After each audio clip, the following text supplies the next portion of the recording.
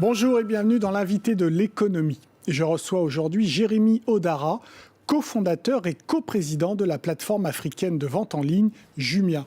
Bonjour. Bonjour. C'est facile de faire de la vente en ligne, de l'e-commerce en Afrique, sachant que vous faites une transaction toutes les 2 secondes. C'est suffisant ou pas ?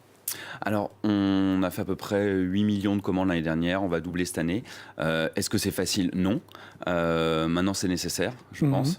Il y a besoin pour les consommateurs en Afrique d'accéder à des produits de qualité et du choix. Et pour le faire, ça demande beaucoup de travail. Quand on dit en Afrique, c'est 54 pays, vous êtes présent partout ? On est présent dans 14 pays. 14 pays en Afrique ? Les 14 pays où il y a le plus de gens qui ont un accès à Internet, en fait. Alors, quand vous vendez quoi sur cette plateforme ? On peut tout acheter, donc on peut acheter des produits physiques, donc vous pouvez acheter de l'électronique, des produits électroménagers, on peut acheter des produits alimentaires, on peut acheter des produits d'habillement, mais on peut aussi acheter des services, on peut commander des repas en ligne, on peut réserver des hôtels, on peut recharger son téléphone. Donc en fait, on vend tous les produits et services du quotidien. Vous êtes un Amazon africain ? On essaye de répondre aux besoins de nos consommateurs. Qu'est-ce qui vous a attiré sur ce marché ? En fait, ce qu'on pense, c'est qu'il y a un vrai besoin en Afrique pour du e-commerce. C'est-à-dire que les gens ont un besoin de produits de qualité à un bon prix. Et en fait, la classe moyenne se développe, l'Internet se développe et les infrastructures physiques de distribution, il y a pas les de boutique boutiques, physique. les malls, se développent pas au même rythme. Se développe pas au même rythme. Et donc, en fait, les gens ont besoin de consommer et pas forcément d'aller à l'étranger, de ramener des produits dans leur valise. Ils ont besoin de consommer dans leur pays. Et donc, en fait, la solution d'Internet et du commerce en ligne apporte une réponse plus efficace, plus pertinente que d'attendre l'ouverture prochaine, hypothétique, d'un mall, d'une boutique qui est liée, en fait, aux infrastructures physiques. Vous existez depuis 6 ans, c'est ça ? C'est ça. Et alors, Absolument. ça marche, chiffre d'affaires et tout ? Ça marche bien, ça marche très bien. Donc on double à peu près tous les ans. Je vous dis, on a fait à peu près 10 millions de commandes l'année dernière. On va doubler cette année. Et je pense que c'est en fait le signe que d'un côté, les clients ont besoin de ce service. Et puis on est une place de marché. Donc ça veut dire que de l'autre côté, il y a des vendeurs. Le vendeur, c'est des petits commerçants. C'est des petites boutiques, des individus seuls, des petites sociétés qui en fait mettent leurs produits, leurs services sur Jumia et qui en fait vendent à travers la plateforme Jumia. Donc en fait, ça marche parce qu'il y a à la fois la demande des clients, mais aussi parce qu'on a des vendeurs qui ont trouvé dans le e-commerce une opportunité business. Ça veut dire quoi, Jumia ? Écoutez, ça veut rien dire.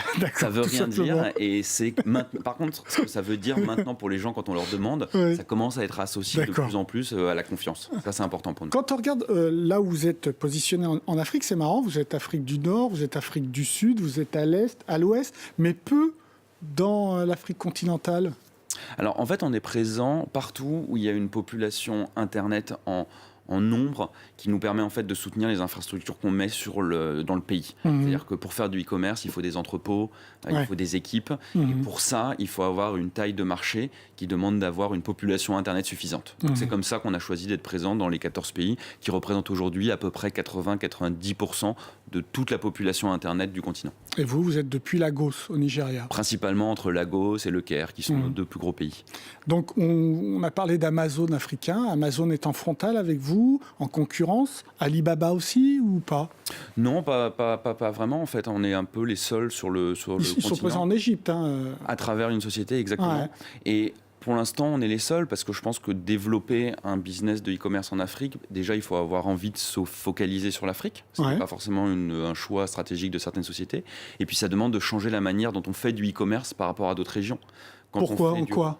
Par exemple, le plus important, c'est de construire la confiance. La confiance, elle se construit en payant le produit quand on le reçoit. Et pas en le prépayant. Pas avant. Et pas en le prépayant. Notre société, en fait, elle propose à tous ses clients de commander en cliquant tout simplement sur un bouton. Et quand ils reçoivent le produit, à ce moment-là seulement et qu'ils le voient, de faire le paiement. C'est ce qu'on appelle sur le mobile. Ou en cash, peu importe. En cash aussi. En cash, par mobile, par carte, mais au moment de la réception du produit. D'accord. Ce qui est un changement radical dans la manière de construire le business et qui fait que nous, on est très pertinent sur le continent et qui fait que ça crée aussi des barrières à l'entrée pour d'autres acteurs qui ne connaîtraient pas ces subtilités. Donc, marché plus risqué. Pas forcément, parce que les clients, en fait, sont très fidèles après, une fois qu'ils ont compris que les produits... Les gens ont un besoin. Il y a vraiment un besoin de consommer des produits de qualité à un bon prix. Il y a juste une méconnaissance de ce que peut être le e-commerce. Peut-être qu'au premier achat, les gens sont un peu sceptiques, mais une fois qu'ils ont reçu le produit, il y a une beaucoup plus grande fidélité, parce qu'on n'est pas juste en train d'apporter un service de convenience, on est en train d'apporter un vrai service qui rend un besoin. Et pourtant, un tiers de votre service, c'est réalisé dans des zones assez isolées. Absolument. D'autant plus. À nouveau, la vraie opportunité du e-commerce, c'est pas d'apporter un service juste pratique. C'est vraiment d'apporter des produits à des gens qui n'ont pas accès à ces produits auparavant. Et ça, c'est quelque chose qui est évidemment pertinent dans les grandes villes, mais qui est d'autant plus pertinent dans ce qu'on appelle les régions les plus isolées, où on fait à peu près un tiers de notre business. Donc du coup, des coûts assez importants quand on va dans des lieux isolés. Des coûts plus importants quand on est dans la capitale, mais beaucoup moins élevés pour les gens qui habitent là-bas que d'acheter par des canaux plus informels dans lesquels ils achetaient auparavant. Parce qu'en fait, on a pu optimiser la chaîne logistique, on a optimisé les approvisionnements, et ça fait que les produits atteignent ces destinations-là, donc ces villes un peu lointaines, à des prix qui sont plus faibles aujourd'hui grâce à Jumia que ce qu'ils étaient auparavant. D'accord. Donc vous dites que vous vendez tous sur la plateforme, mais qu'est-ce qui attire le plus les Africains ? Alors en fait, ça dépend un petit peu à quel moment ils sont de leur vie avec Jumia. C'est vrai que les gens, en général, découvrent Jumia et le e-commerce souvent en achetant de l'électronique, en achetant leur premier téléphone portable, en achetant leur premier smartphone. Une fois que ça s'est fait et que les gens se sont rendus compte que c'était des produits de qualité à un bon prix, en fait, il y a toute une série de besoins qui se développent. On se rend compte que les mamans achètent beaucoup de couches, achètent beaucoup de produits pour bébés parce qu'on garantit l'origine et donc il n'y a pas de problème de contrefaçon. Il y a beaucoup d'achats de mode parce que c'est des produits qu'on achète assez souvent. On a de la nourriture, donc tout ce qui est des produits non frais, non périssables, on vend énormément. Il y a tout un business qui s'est développé souvent avec des populations un peu plus jeunes d'achat de repas à domicile, donc on livre les repas. Et donc en fait, chacun après développe sur Jumia ses besoins, mais la porte d'entrée est assez souvent l'électronique. Et donc vous garantissez, vous, des prix aussi qui sont des prix de marché, si on devait les comparer avec vos concurrents ?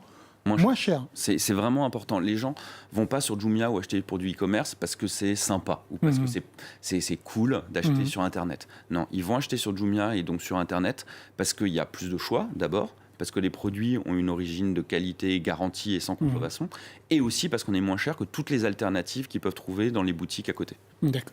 Donc comment vous faites pour sécuriser toute cette chaîne de commerce, parce qu'on sait très bien que c'est quand même assez difficile. Les infrastructures africaines ne sont pas toutes à la hauteur de ce genre de business. Je pense que c'est là que ce qu'on appelle dans la place de marché en fait, prend tout son sens. C'est-à-dire que si nous, Jumia, tout seul, nous trouver tous les produits, on n'y arriverait pas. La force de Jumia, c'est de permettre à des dizaines de milliers de vendeurs africains de vendre. Et un jour, un vendeur peut avoir un produit, puis ne plus l'avoir le lendemain, mais un autre l'aura, et ainsi de suite. Donc en fait, les milliers de vendeurs permettent d'apporter cette offre qui est stable en prix et en assortiment. C'est pareil pour la livraison. C'est des petites sociétés familiales, des petites sociétés logistiques, en fait, qui prennent nos colis et les livrent. Donc en fait, on a des centaines de sociétés logistiques dans tous les pays qui font toutes les livraisons de Jumia. Et donc en fait, le principe de la place de marché, qui est qu'on ouvre des clients à des prestataires, que ce soit des vendeurs ou des sociétés logistiques, apporte de la stabilité et de l'efficacité. Si je comprends bien, en fait, votre principale concurrence, c'est pas Amazon ou Alibaba, c'est l'économie informelle africaine. Absolument, et c'est même pas un concurrent. Nous, notre opportunité, je dirais, c'est de permettre aux gens qui sont aujourd'hui dans l'informel de basculer sur Internet et en fait de se formaliser d'une part, mais aussi d'augmenter le périmètre de leur chiffre d'affaires. Quand les vendeurs avant avaient une petite boutique et vendaient 1 ou 2 fois par jour, aujourd'hui ils vendent 10, 20, 100 fois par jour. Et donc en fait l'opportunité, elle est plutôt d'amener tous ces gens qui avant étaient sur des marchés à rester sur les marchés, mais aussi proposer leurs produits sur Internet. Alors, vous êtes une jeune société, vous avez besoin de financement. Est-ce que vous les trouvez facilement, ces financements, dans une société high-tech, digitale, africaine ? Alors, nous, on a déjà plusieurs investisseurs assez solides. Donc, on a des opérateurs téléphoniques comme MTN, comme Orange.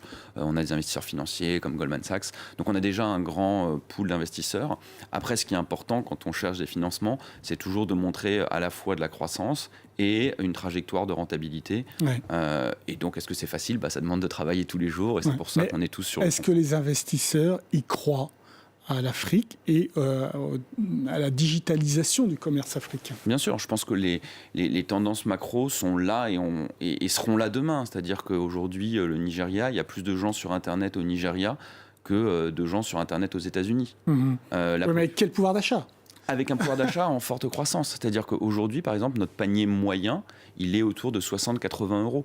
Parce que les gens ont des besoins.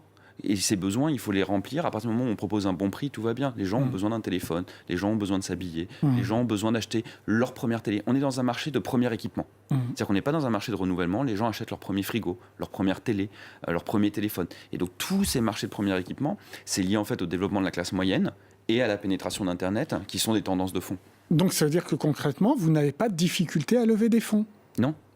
Et qui participe en ce moment? Quels sont vos besoins de levée de fonds pour vous développer? Parce que 54 pays en Afrique, vous n'allez pas rester sur 14. On cherche toujours des investisseurs de deux natures. Soit on a des investisseurs qu'on appelle stratégiques, donc c'est en fait des investisseurs qui ont des activités et du business en Afrique, comme a pu avoir Orange ou MTN ou AXA. Donc en fait, on travaille avec eux à construire des synergies qui peuvent en fait bénéficier à leur business et à Jumia. Et puis après, on a des investisseurs financiers pour qui aujourd'hui c'est un investissement qui demain apportera un retour. Donc en fait, on a toujours ces deux types d'investisseurs qui regardent Jumia et qui investissent dans Jumia. Donc vous dites, il n'y a pas de risque à investir en Afrique. Vous êtes toujours un risque à investir dans une société, pas en Afrique. Non, je parle des risques évidemment qui ne sont pas les risques communs et classiques des autres marchés. Je pense que la croissance en Afrique, elle est là et elle est forte. Ce qui est vrai, c'est que quand on regarde dans le détail, il y a des hauts et des bas dans chaque pays. Oui. Et donc, il faut d'une part avoir un horizon de temps qui n'est pas 6 mois, 12 mois, parce qu'un pays peut avoir une dévaluation un jour,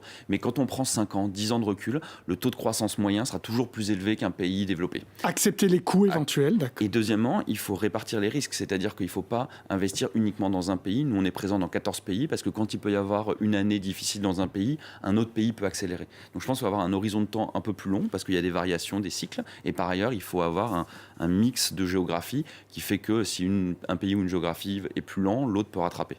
Et le monde des affaires est sûr en Afrique, dans tous les pays, où là aussi vous tâtonnez? Non, nous on est je pense qu'à partir du moment où on suit les règles, alors les règles peuvent changer rapidement parce que la régulation est en train de se faire dans ces pays, et c'est très bien. Mais il faut donc juste les suivre, faire ce qu'il y a à faire, et après il n'y a pas de problème. On n'a pas eu de problème jusqu'à présent. Alors 14 pays, les prochains? On n'a pas prévu d'ouvrir de nouveaux pays. Pour l'instant, on a 14 pays. En fait, ce qu'on fait, c'est qu'on développe des nouveaux services, on développe des nouveaux produits, des nouvelles catégories dans les pays où on est. On ouvre des nouvelles, comme vous l'avez dit, des nouvelles zones géographiques, des nouvelles régions, des nouvelles villes. Et donc, en fait, on pénètre un peu plus profondément nos pays pour l'instant. Merci beaucoup, Jérémy Odara, pour vos réponses. L'invité de l'économie, c'est terminé. Mais évidemment, comme d'habitude, vous retrouvez cette émission sur france24.com. Au revoir.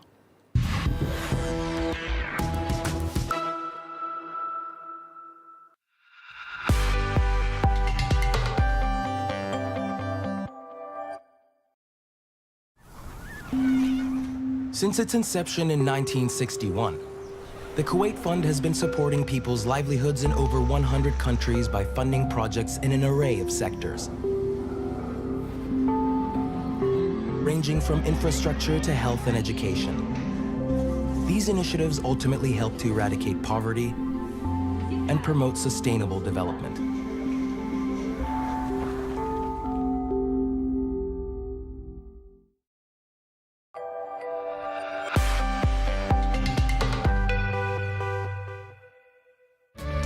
Ce qui fait le cœur de France 24 en espagnol se trouve aussi sur le numérique. Retrouvez-nous sur notre site et interagissez avec nous sur les réseaux sociaux. It's been a year now that France 24 broadcasts in Spanish. Thanks for watching us. Avec France 24 en espagnol, il y a 4 chaînes France 24. Nous sommes fiers de cette réussite. Bon anniversaire. أتمنى لكم معنا سنة سعيدة وعيد ميلاد سعيد. Joyeux anniversaire.